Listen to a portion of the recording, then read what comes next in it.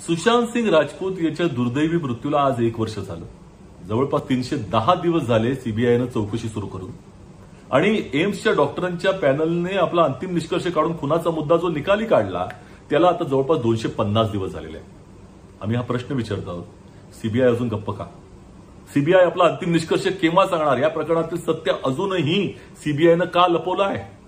निश्चितपणे सीबीआयवरती त्यांच्या दिल्लीतील वरिष्ठांचा प्रचंड मोठा दबाव आहे, कारण या प्रकरणाचा उपयोग हा महाराष्ट्र विकास आघाडी सरकारला बदनाम करण्याकरता आणि बिहारच्या निवडणुकीमध्ये वापर करण्याकरता केला गेला होता हे स्पष्ट आहे. दुसरीकडे अँटेलिया केसमधला जो काही कट होता तो ज्या पोलीस अधिकाऱ्यांनी रचला ते सगळे तत्कालीन मुंबई पोलीस आयुक्तांच्या कार्यालयामध्ये काम करत होते.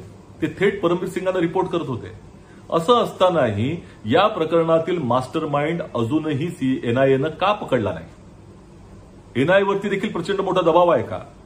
या मास्टर माइंडला संरक्षण देण्याच्या मागे कुठला गुप्त करार हा सरकारमध्ये आणि या मास्टर माइंडमध्ये झाला होता का? निश्चितपणे ज्या पद्धतीनं परमबीर सिंगांची चौकशी या प्रकरणामध्ये झाली पाहिजे होती ती देखील केली गेली नाही. एनआयए कोर्टामध्ये अधिकचा वेळ मागते आणि काहीच का करत नाही? परमबीर सिंगांनी जे आरोप केले सगळ्यांमध्ये कुठल्याही तऱ्हेचा पुरावा दिला नाही, सगळे निराधार होते, त्याला अधिक महत्व दिलं जातंय आणि परिस्थितीजन्य पुरावे जे अँटेलिया केसमध्ये दिसत आहेत त्याच्याकडे दुर्लक्ष केलं जाते. जनतेचं लक्ष दुसरीकडे वेधण्याचा हा प्रयत्न आहे का? निश्चितपणे सीबीआय असेल, एनआयए असेल, ईडी असेल या राष्ट्रीय तपास यंत्रणांचा राजकीय शस्त्र म्हणून वापर मोदी सरकार करते आणि त्यामध्ये महाराष्ट्र विकास आघाडी सरकारला बदनाम करण्याचा डाव आहे, यात कोणत्याही तऱ्हेची शंका नाही. विरोधी पक्षांच्या विरोधामध्ये हे अस्त्र वापरलं जाते. परंतु आम्ही निश्चितपणे सांगू इच्छितो, निकराने सांगू इच्छितो की सत्य लपत नाही, लपणार नाही, शेवटी सत्याचा विजय होतो. सुशांत सिंह राजपूत की दुर्भाग्यपूर्ण मृत्यु को आज 1 साल हो चुका है. लगभग 310 दिन बीत चुके हैं जब से सीबीआई ने इस प्रकरण की जांच की शुरुआत की और एम्स के डॉक्टरों के पैनल ने जो अपना रिपोर्ट दिया जिसमें मर्डर एंगल पूरी तरह से नकार दिया गया था उसको 250 दिन बीत चुके हैं. हम ये प्रश्न पूछना चाहते हैं, सीबीआई अभी भी चुप क्यों है? इस प्रकरण का सत्य अभी भी छुपाया क्यों जा रहा है? सीबीआई अंतिम निष्कर्ष क्यों नहीं सुना रही? निश्चित तौर पर सीबीआई के ऊपर उनके दिल्ली के वरिष्ठों का बहुत बड़ा दबाव है, क्योंकि इस प्रकरण का इस्तेमाल महाराष्ट्र विकास आघाड़ी सरकार को बदनाम करने के लिए किया था.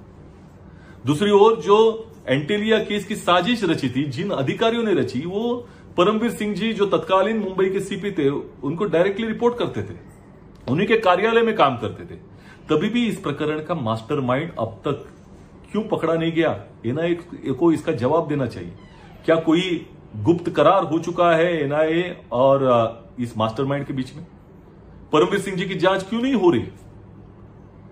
निश्चित तौर पर एनआईए अधिक का समय न्यायालय में मांगती है और कुछ नहीं करती, इसका जवाब उनको देना होगा. जिस तरह से लोगों का ध्यान बटाने के लिए परमबीर सिंह जी के निराधार आरोपों को ज्यादा महत्व दिया जा रहा है, लोगों का ध्यान कहीं और भटके और मूल जो प्रकरण है एंटेलिया केस जिसमें परिस्थितिजन्य जो सबूत सामने आ रहे हैं उसके ऊपर तवज्जो नहीं दिया जा रहा, उसकी जांच आगे नहीं बढ़ रही.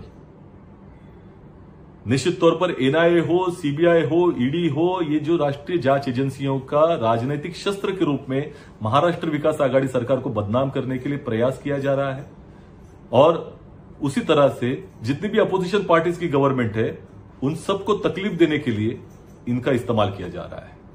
लेकिन अंतिमतः सत्य की ही विजय होती है और सत्य सामने आएगा, ये हमारा विश्वास है.